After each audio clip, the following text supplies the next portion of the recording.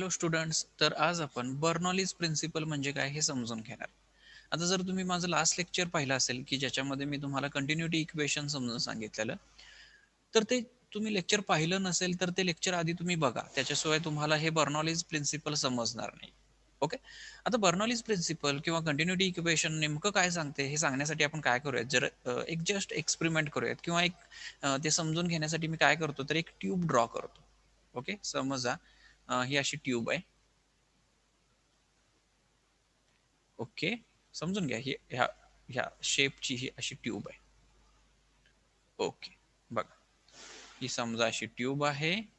हे त्याचं आउटलेट आहे त्या ट्यूबचं, आणि ही काय आहे बाळांनो, त्या ट्यूबचं इनलेट आहे. ओके. आता असं कन्सिडर करा की ह्या ट्यूब मधून काय होतंय रे, तर फ्लुइड फ्लो होतोय. समजा याच्यामधून काय होतंय रे, फ्लुइड फ्लो होतोय. Okay okay. या ट्यूब मध्ये मी काय करतो तर दोन पॉइंट कन्सिडर करतो. ओके, समजा मी याच्यामध्ये काय करतो तर दोन पॉइंट्स मी कन्सिडर करतो. इथं मी कन्सिडर करतो की इथं पॉइंट ए आहे आणि इथं पॉइंट काय आहे, बी आहे. आता ह्या ए पॉइंट पाशी जो काय ह्या ट्यूबचा क्रॉस सेक्शनल एरिया आहे त्याला मी म्हणतो A1 आहे, तो क्रॉस सेक्शनल एरिया. आणि इथं बी पॉइंट पाशी जो काय क्रॉस सेक्शनल एरिया आहे तो आहे बी2 म्हणण्यापेक्षा किंवा B1 म्हणण्यापेक्षा त्याला आपण म्हणू A2. ओके, म्हणजे तिथं जो काही क्रॉस सेक्शनल एरिया आहे तो आहे A2. आता ह्या पॉइंट ए पाशी जी काही व्हेलॉसिटी असेल त्या फ्लुइडची तर ती मी कन्सिडर करतो V1, आणि इथं जी काही फ्लुइडची व्हेलॉसिटी आहे तर ती मी कन्सिडर करतो V2.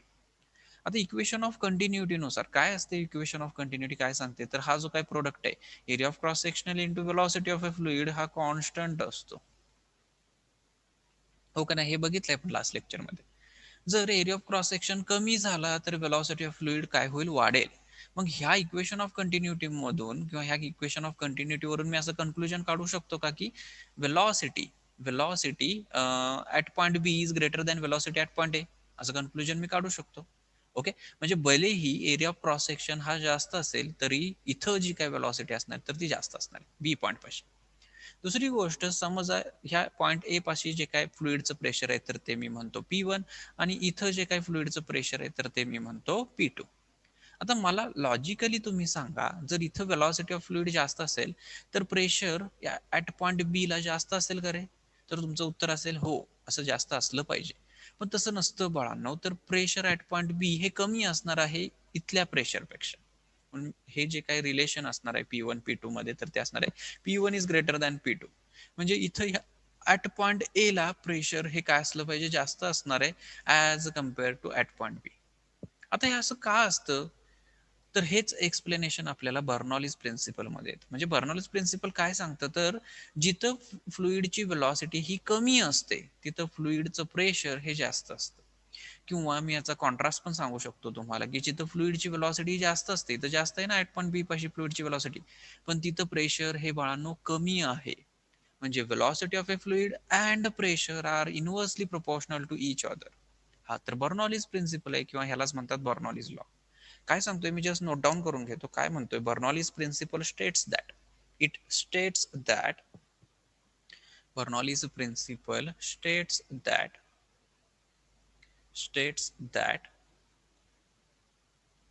within horizontal flow of fluid, within horizontal flow of fluid,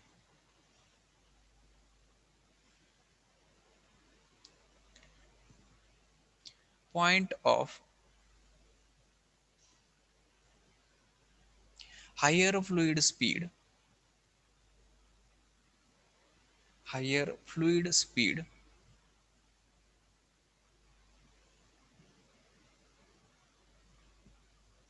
will have less pressure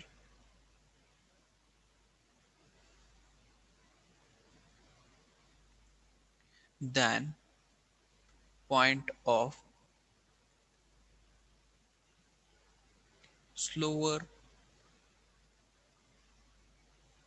fluid speed.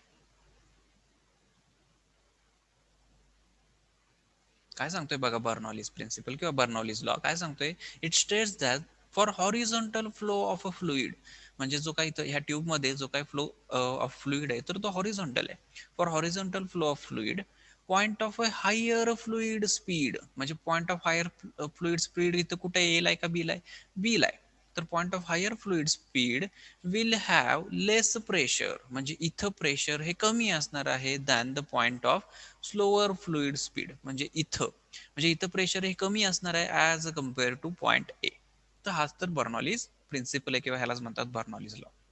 आता याचं एक्सप्लेनेशन काय किंवा त्याचं डेरिवेशन काय ह्यात आपण जस्ट समजून घेऊया. त्याच्यासाठी मी काय करतो, म्हणजे बर्नॉलीज प्रिन्सिपलचं डेरिवेशन समजून घेण्यासाठी काय करतो तर एक ट्यूब कन्सिडर करतो. इथं तुम्हाला ट्यूब दिसते, ही काय आहे बाळांनो, तर ही ट्यूब आहे.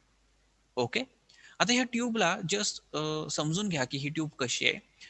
इथं तुम्हाला समजतंय किंवा इथं दिसतंय तुम्हाला की त्या ट्यूबची हाईट ही वाढली. म्हणजे हा समजा मी जर इनलेट म्हणत असेल तर हा काय रे बाळांनो आउटलेट आहे, म्हणजे वॉटर किंवा फ्लुइड ही या एंड मधून आतमध्ये येते आणि ह्या एंड मधून बाहेर पडते, असं जस्ट कन्सिडर करा. ओके. आणि इथं तुम्हाला सगळ्या पॅरामीटर समजून घ्यायचे. हा जो काही इनलेट आहे हा H1 हाईट पासून आहे, ग्राउंड पासून, आणि हा जो आउटलेट आहे तर तो H2 हाईट वर आहे. बरोबर, हे जस्ट दिसतंय तुम्हाला. दुसरी गोष्ट, या इनलेटचा जो काही क्रॉस सेक्शनल एरिया आहे तो A1 आहे, इथं दिसतंय तुम्हाला. इनलेटचा जो काही क्रॉस सेक्शनल एरिया आहे, ओके, तर तो किती आहे बाळांनो, A1. आउटलेटचा जो काही क्रॉस सेक्शनल एरिया आहे तर तो किती आहे, A2. दुसरी गोष्ट, इनलेटचा जर क्रॉस सेक्शनल एरिया हा मोठा आहे तर इथं जे काही फ्लुइडची व्हेलॉसिटी असेल तर ती वेगळी असणार आहे आउटलेटच्या फ्लुइड व्हेलॉसिटीपेक्षा. म्हणजे इथं जे काही फ्लुइड फ्लो होत असेल ह्या इनलेट पाशी त्याची व्हेलॉसिटी V1 आहे, आणि इथं जे काही फ्लुइड फ्लो होत असेल त्याची व्हेलॉसिटी V2 आहे. मग इथं तुम्ही सांगू शकता की V1 हा लहान आहे V2 पेक्षा. इट्स ऑब्झर्वेशन किंवा कंटिन्युटी इक्वेशनवर. ऍट पॉइंट ए पाशी किंवा इथं लोअर एंडला किंवा इनलेट पाशी जे काही फ्लुइडचं प्रेशर असेल तर ते मी म्हणतो P1, आणि इथं जे काही फ्लुइडचं प्रेशर असेल त्याला मी म्हणतोय B2. ह्याच्या सगळ्या गोष्टी आपण अजूम करून घेतोय. समजा डेल्टा टी टाइम मध्ये फ्लुइड हे आतमध्ये येते, तर हे किती डिस्टन्स कव्हर करेल रे बाळांनो, V1 व्हेलॉसिटीसह हे किती डिस्टन्स कव्हर करेल, ऑब्व्हियसली D1. आणि इथून डेल्टा टी टाइम मध्ये किती फ्लुइड बाहेर पडते, तर हे किती फ्लुइड बाहेर पडेल किंवा किती डिस्टन्स कव्हर करेल ते डेल्टा टी टाइम मध्ये, तर ते असणार आहे D2. या सगळ्या गोष्टी जस्ट मी काय केल्यात, अज्युम केल्यात बाळांनो. म्हणजे बर्नॉलीज प्रिन्सिपलसाठी ह्या ट्यूब बद्दल सगळे पॅरामीटर्स मी जस्ट तुम्हाला आता सांगितले. मी जस्ट ते वन बाय वन काय करतो रे, नोट डाऊन करतो, म्हणजे तुम्हाला व्यवस्थित अजून समजेल. बघा, पहिली तर गोष्ट की ह्या ट्यूब मधून जे काही फ्लुइड फ्लो होते तर ते आयडियल फ्लुइड आहे. मग मी असं म्हणू का रे की लेट आयडियल फ्लुइड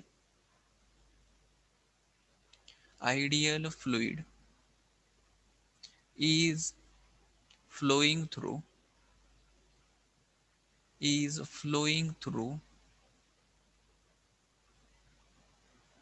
पाईप, किंवा तुम्ही ट्यूब म्हणू शकता. ओके.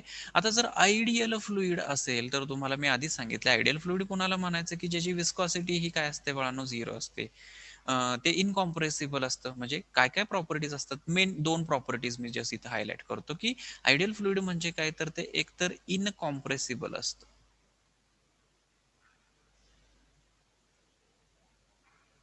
ओके. आणि दुसरी गोष्ट किंवा दुसरा पॅरामीटर मी इथं म्हणू शकतोय की आयडियल फ्लुइड म्हणजे काय, तर त्याचा फ्लो हा कसा असतोय रे बाळांनो, स्टेडी असतोय. Steady flow. ओके. म्हणजे ह्या ट्यूब मधून कसलं फ्लुइड फ्लो होतंय रे, एकतर आयडियल फ्लुइड फ्लो होतंय, म्हणजेच कसलं फ्लुइड फ्लो होतंय की जे इनकॉम्प्रेसिबल आहे किंवा त्याची डेन्सिटी ह्या through out the pipe he constant राहते, आणि त्याचा फ्लो हा स्टेडी फ्लो आहे. ओके. बघा, दुसरी गोष्ट काय काय आपण अज्युम केले की काय सांगितलं, एक एक एक एक मी जस्ट पॅरामीटर लिहितो. H1 अँड H2, काय तर हे H1 आणि H2 हाईट आहेत का रे बाळांनो, कोणाकोणाची हाईट आहेत, H1 कोणाची हाईट आहे, तर H1 be the height of lower end of a pipe and H2 be the height of upper end of pipe. असंही तुम्ही म्हणू शकता, किंवा तुम्ही इथं असं म्हणू शकता की H1 be the height of A inlet of a pipe and H2 be the height of A outlet of a pipe. असंही तुम्ही म्हणू शकता. ठीक आहे, मी जस्ट नोट डाऊन करतो. बघा, H1 and H2 be the height of lower end, lower and upper end of pipe. बरोबर, किंवा तुम्ही म्हणू शकता की H1 and H2 be the height of A inlet and outlet of pipe. Okay, बघा A1 and A2 काय तर हे A1 आणि A2 हे A1 आणि A2 काय आहेत बाळांनो, तर क्रॉस सेक्शनल एरिया आहेत कोणाकोणाचे, lower end and upper end of a pipe respectively. मग मी A1 and A2 be the cross section cross sec cross sectional area of lower end of a pipe and upper end of pipe. मी just note down करत नाही, मी just summarize करतो. Okay, just मी म्हणतो की इथं या साईनने इंडिकेट करतो की ते काय इंडिकेट करते रे. It just says that the property is corresponding to the lower and upper end of a pipe. Okay, दुसरी गोष्ट बघा P1 and P2 काय तरी बाळांनो, P1 and P2. P1 and P2 be the pressure of a fluid at lower end of a pipe and upper end of a pipe respectively. P1 and P2 be the pressure of fluid, pressure of a fluid.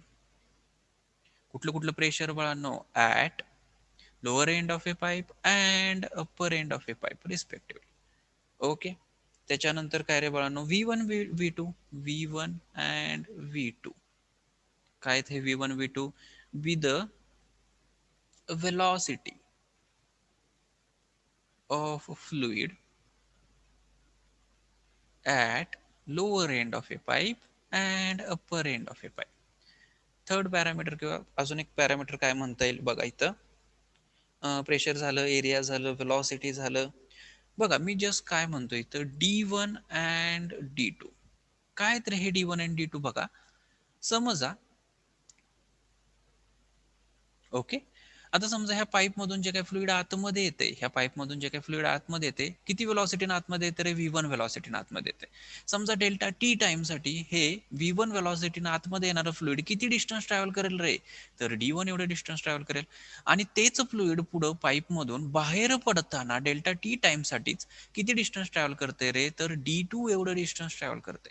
मी असं म्हणू शकतो का की D1 आणि D2 be the distance be the distance traveled by fluid at lower end and upper end during time delta t.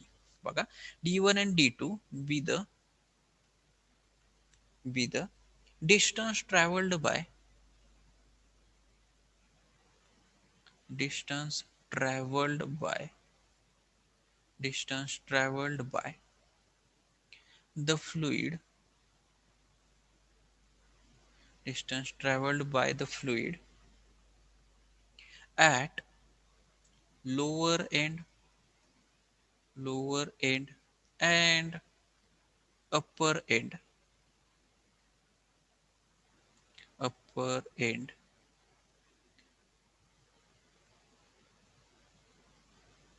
within time delta t delta t delta t within time small t. Okay, तर D1 and D2 be the distance traveled by a fluid at a lower end and upper end respectively within time delta t. Okay, तर हे सगळे parameters just लक्षात घ्या. याच्यावरून आपण काय करणार आहे तर एक्सप्रेशन काढणार. आता मला सांगा की समजा ह्या फ्लुइड किंवा ह्या ट्यूब मध्ये डेल्टा व्ही व्हॉल्यूम एवढं फ्लुइड आतमध्ये येते. बघा डेल्टा टी टाइम साठी या ट्यूब मध्ये म्हणजे डेल्टा टी टाइम साठी डेल्टा व्ही व्हॉल्यूम एवढं फ्लुइड आतमध्ये येते. तर मला एका प्रश्नाचं उत्तर द्या, तर डेल्टा टी टाइम मध्येच डेल्टा व्ही व्हॉल्यूम एवढं फ्लुइड ह्या ट्यूब मधून बाहेर जाईल का रे बाळांनो, या ट्यूब मधून तेवढंच फ्लुइड बाहेर जाईल का डेल्टा टी टाइम मध्ये. म्हणजे समजा एका सेकंदामध्ये डेल्टा व्ही एवढं फ्लुइड आतमध्ये येते, तर बाहेर पडताना एकाच सेकंदामध्ये डेल्टा व्ही एवढंच फ्लुइड ह्याच्यातून बाहेर पडेल बाळा. ओके, म्हणजे जेवढं काही फ्लुइड आतमध्ये येते त्याच टाइम मध्ये तेवढंच फ्लुइड ह्या ट्यूब मधून बाहेर जात असेल. हेच तर कंटिन्युटी इक्वेशन आपल्याला सांगतं. ओके, म्हणून मी काय म्हणतो बघा,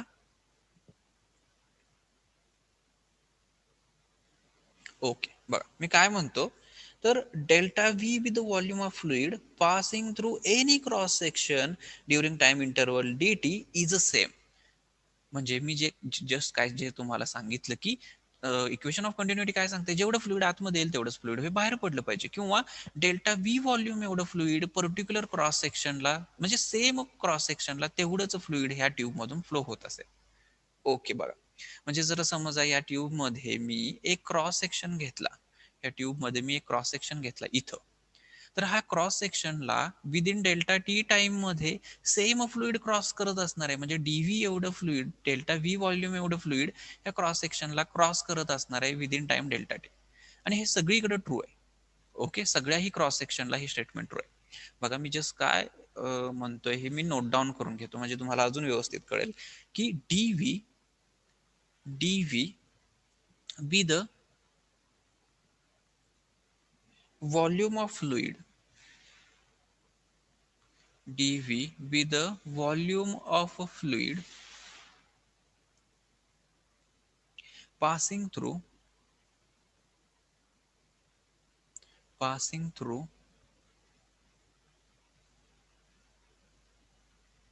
any cross section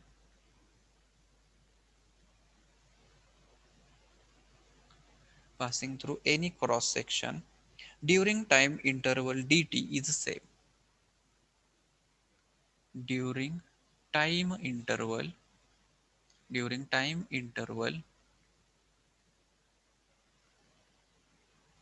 dt is same.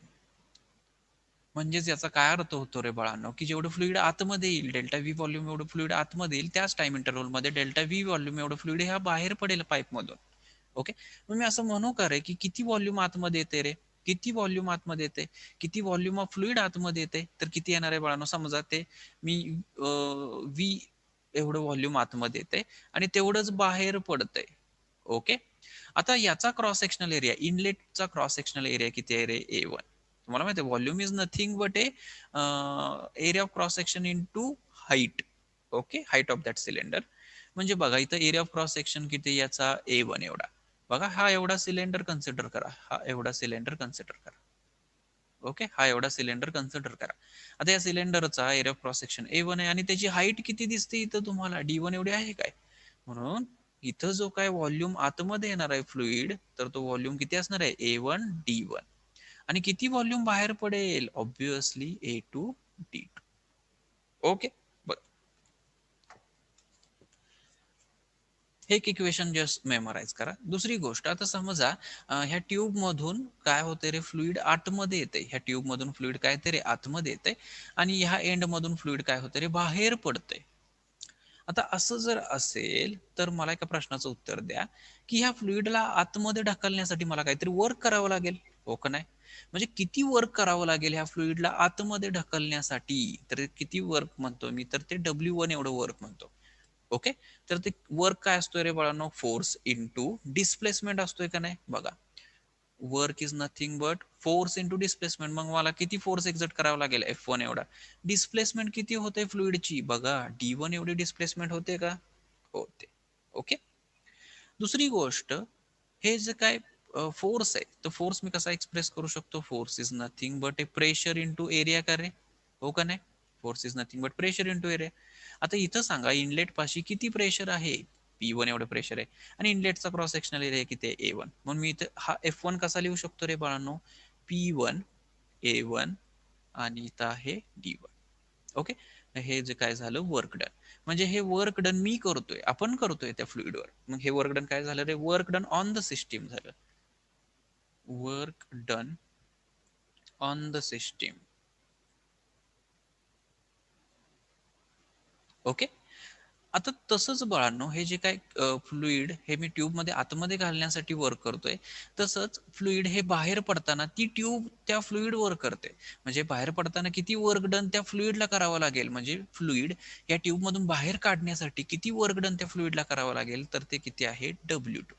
W2 म्हणजे तुम्हाला ऑब्विसली माहित आहे, फोर्स इंटू डिस्प्लेसमेंट. फोर्स आहे F2, डिस्प्लेसमेंट आहे D2. ओके, बघा फोर्स इथं किती असणार आहे, प्रेशर इंटू क्रॉस सेक्शनल आहे, प्रेशर प्रेशर किती म्हणतो मी, P2 A2 इंटू किती रे, D2. सिंपल. बघा इथं आता हे जे काय वर्क डन आलंय माझं W2, ओके, हे वर्क डन त्या फ्लुइडला करायला लागणार आहे ह्या आउटलेट पासून फ्लुइड हे बाहेर टाकण्यासाठी. म्हणून हे जे काही W2 आहे ह्याला मी असं म्हणू करे, काय म्हणता येईल तर work done by the system. Work done by the system. Okay, म्हणजे हे वर्क डन आपण करतोय आणि हे वर्क डन सिस्टीम करते त्या फ्लुइडवर. म्हणजे मला सांगा इथं काहीतरी नेट वर्क डन होईल का रे? म्हणजे किती वर्क डन असेल, म्हणजे किती नेट वर्क डन झाले बघा, ते ऑब्व्हियसली किती असणार आहे, W is equal to W1 minus W2. Okay, this is the net work done. आता हे नेट वर्क डन बाळांनो किती असणार आहे बघा, W1 ची व्हॅल्यू पुट करा. W1 किती आहे, P1 A1 D1. मी जस्ट व्हॅल्यू पुट करतो, P1 A1 D1 minus P2 A2 D2. Okay, बघा. पण तुम्हाला आठवत असेल हे A1 D1 आणि हे A2 D2 हे दोन्ही गोष्टी सेम आहेत. कसं काय तुम्ही म्हणाल सर कसं काय? बघा इथं A1 D1 आणि A2 D2 सेम आहेत का रे? म्हणजे हे हे जर व्हॉल्यूम मी डीव्ही म्हणत असेल तर हे पण व्हॉल्यूम डीव्ही झालं ना. दोन्ही गोष्टी सेम आहेत, म्हणजे जेवढं फ्लुइड आतमध्ये येते तेवढंच व्हॉल्यूमचं फ्लुइड बाहेर जाते.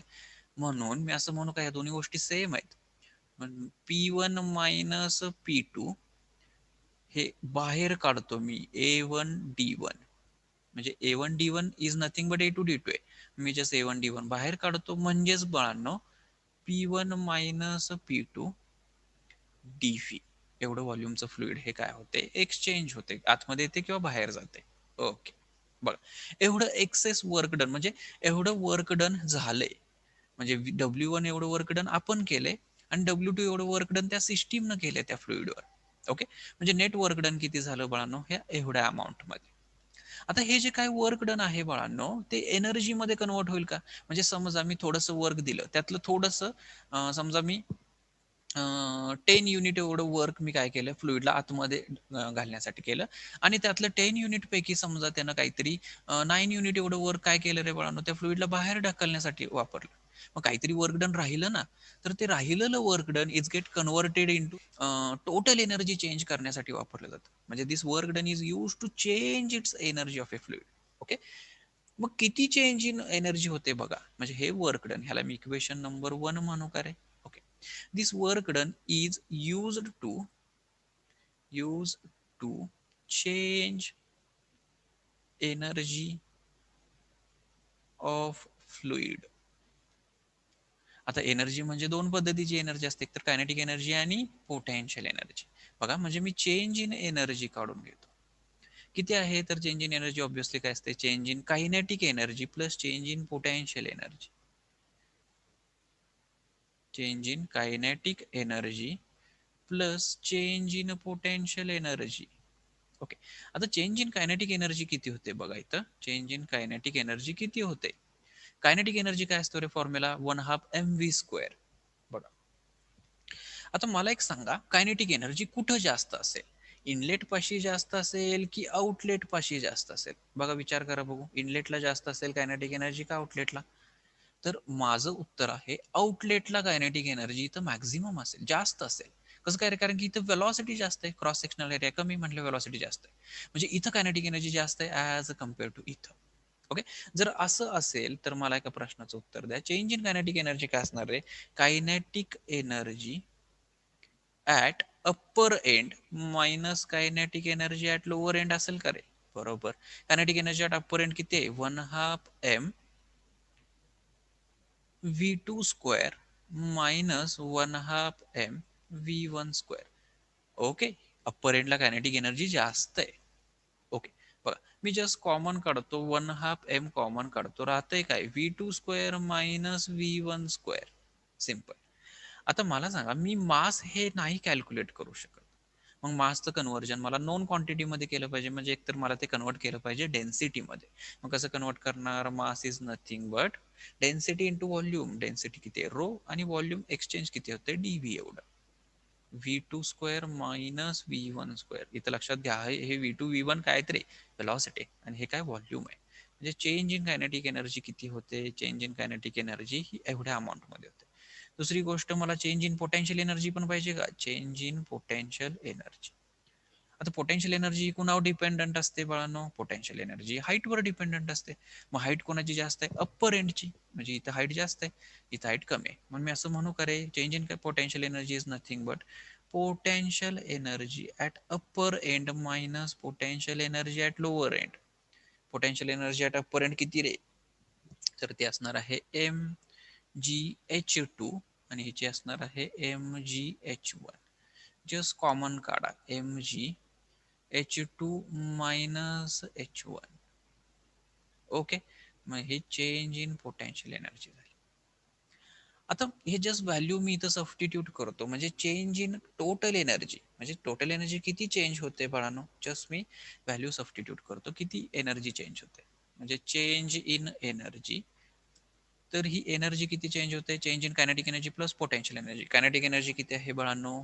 तर ती आहे 1/2 rho dv in bracket v2 square minus v1 square plus mg. एक मिनिट, इथे एक मला सांगा, हे पण मी मास मी कशात कन्वर्ट करून घेतो रे? तर डेन्सिटी मध्ये. मग काय होईल रे? Rho dvg h2 minus h1 change in potential energy. Okay, बघा ती किती झाली बाळांनो? Rho dv g h2 minus h1. Simple.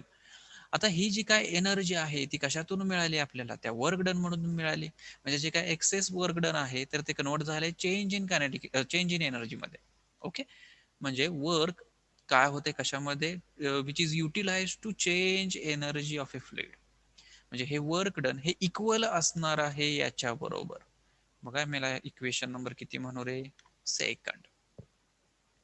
Okay, म्हणजे जे नेटवर्क डन आहे ते कशामध्ये युटिलाइज झाले? To change its energy, total energy. मग जे काय वर्क आहे ते एक्झॅक्टली इक्वल असणार आहे या इक्वेशन बरोबर. म्हणजे इक्वेशन नंबर 1 आणि 2 वरून मी असं म्हणू शकतो का रे, की P1 minus P2 dv is nothing but 1/2 rho dv v2 square minus v1 square plus rho g dv h2 minus h1 असं मी म्हणू शकतो. बघा, dv ला dv कॅन्सल होते का रे सगळीकडं? हे dv कॅन्सल होते, काय राहते बघा? p1 minus p2 is equal to 1/2 rho v2 square minus v1 square plus rho g h2 minus h1. Simple. आता मला सांगा, हे जे काही इक्वेशन मिळाले बाळांनो, ह्याला इक्वेशन नंबर मी स्टार म्हणतो, तर हेच इक्वेशन बर्नॉलीज प्रिन्सिपल आहे. बघा, बर्नॉलीज प्रिन्सिपल काय सांगते मी जस्ट नोट डाऊन करतो परत एकदा त्याचं statement. Bernoulli's principle states that it's states that it states that work done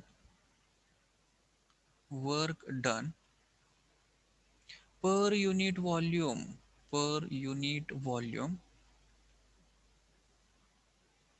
work done per unit volume of fluid work done per unit volume of fluid is equal to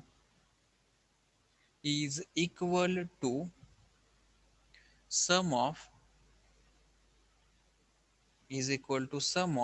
changes in kinetic energy and potential energy per unit volume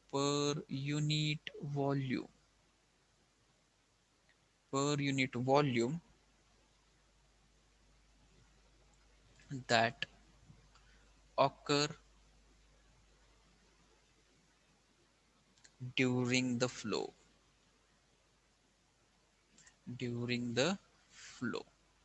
simple. बघा, मी just read करतो, आपण त्याचा अर्थ समजून घेऊयात. हे वरचं equation हे स्टार इक्वेशन म्हणजेच बाळांनो बर्नॉलीज प्रिन्सिपल आहे. आता मला सांगा, ही जी काय टर्म आहे फर्स्ट लेफ्ट हँड साइडची टर्म, त्याला जर मी डीव्ही न मल्टिप्लाय केलं आणि डीव्ही न डिव्हाइड केलं तर काय येतंय बाळांनो? हे वर्क डन झालं, work done per unit volume.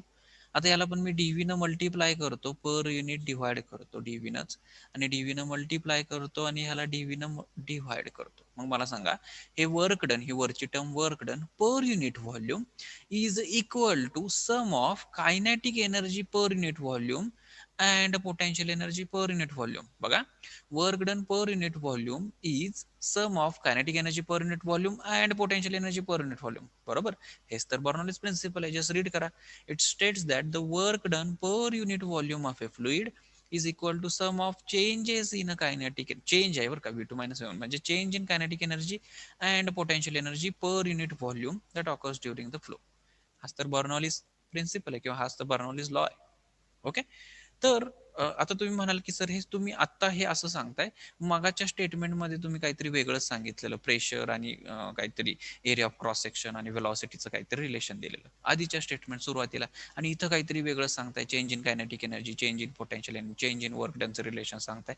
बघा, मी जस्ट एक्सप्लेन करतो, ते स्टेटमेंट आणि हे स्टेटमेंट दोन्ही एकच आहेत. बघा कसं काय रे, मी काय करतो बाळांनो, जे काय मला मिळालंय मी नोट डाऊन करतो. बघा काय मला मिळाले रे, परत एकदा बघा स्टेटमेंट काय, तर P2 minus P1 P1 minus P2 is equal to काय, बघा P1 minus P2 is equal to one half rho V2 square minus V1 square आहे का? ओके बरोबर, one half rho V2 square minus V1 square आहे, plus rho G H2 minus H1 minus H1. बघा आता इथं नीट observe करा, हेच equation मी अशा पद्धतीने पण एक्सप्रेस करू शकतो. कशा पद्धतीने, समजा ज्या काही 1 वाल्या टर्म्स आहेत बाळांनो त्या एका साईडला घ्या, 2 वाल्या टर्म्स एका साईडला घ्या. म्हणजे मी असं म्हणू शकतो का, P1 plus one half rho V1 square plus rho GH1 is equal to P2 plus 1 half rho V2 square plus rho GH2 असं म्हणू शकतो का मी. बघा हे P1 वाली टर्म इथं समजा ही 1 वाली टर्म इकडे मायनस आहे ऑलरेडीच, तिकडे गेल्यावर प्लस होईल, हे पण मायनस आहे 1 वाली टर्म, तिकडे गेल्यावर प्लस होईल. ओके, आणि हे मायनस आहे तिकडे गेल्यावरती काय होईल, प्लस होईल.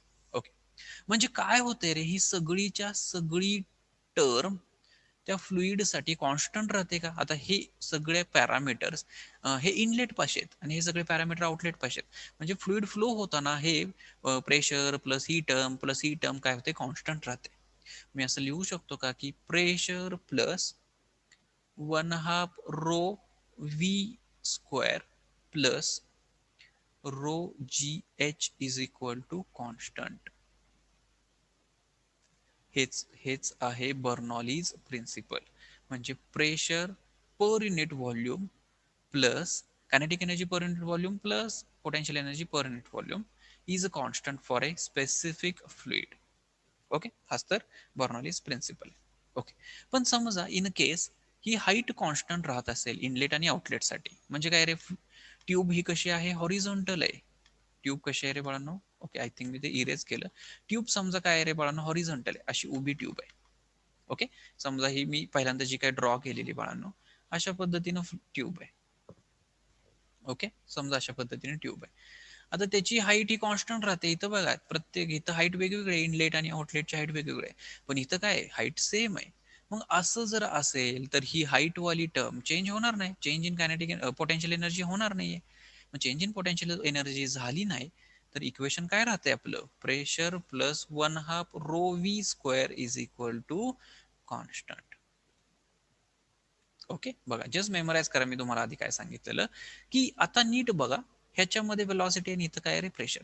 काय सांगितलेलं मी तुम्हाला, जर वेलॉसिटी कमी असेल म्हणजे ह्या एंड पाशी समजा फ्लुइड असं फ्लो होते, समजा काय ह्याच्यातून फ्लुइड फ्लो होते. ओके बघा, ह्या एंड पाशी वेलॉसिटी काय रे बाळांनो, कमी असते. म्हणजे V1 आणि इथं काय रे V2. V1 हे काय कमी आहे as compare to V2 according to continuity equation. इथं एरिया क्रॉस सेक्शन कमी आहे त्याच्यामुळे वेलॉसिटी जास्त असणार आहे. ओके, आता जर समजा वेलॉसिटी वाढली तर प्रेशर काय होईल रे, हे कॉन्स्टंट ठेवण्यासाठी वेलॉसिटी जर वाढली तर प्रेशर काय झालं पाहिजे, कमी झालं पाहिजे. म्हणजे बाळांनो ह्या पॉइंट पाशी इथं समजा प्रेशर P1 म्हणत असेल आणि इथं प्रेशर मी काय म्हणतोय P2, हे कॉन्स्टंट राहण्यासाठी, दोन्ही गोष्टी कॉन्स्टंट राहण्यासाठी P1 हे जास्त पाहिजे बाळा. म्हणजे मी ह्या इक्वेशन वरून असं लिहू शकतो का की pressure is inversely proportional to V square. जर व्हेलॉसिटी जास्त असेल तर तिथलं प्रेशर हे कमी असतं. हा पण बर्नॉलिस प्रिन्सिपल आहे. म्हणजे जे मी आधी तुम्हाला सांगितलं ते पण बर्नॉलिस प्रिन्सिपलचं स्टेटमेंट आहे. पण ते कोणासाठी आहे बाळांनो? हॉरिझॉन्टल ट्यूबसाठी. पण जर ट्यूब हॉरिझॉन्टल नसेल तर बाळांनो हे बर्नॉलिस प्रिन्सिपल आहे तुमचं. ओके. आय होप तुम्हाला बर्नॉलिस प्रिन्सिपल म्हणजे काय समजलं असेल. खूप सिंपल प्रिन्सिपल आहे, काही अवघड नाही आहे याच्यामध्ये. ओके. तर आपण इथंच थांबूया.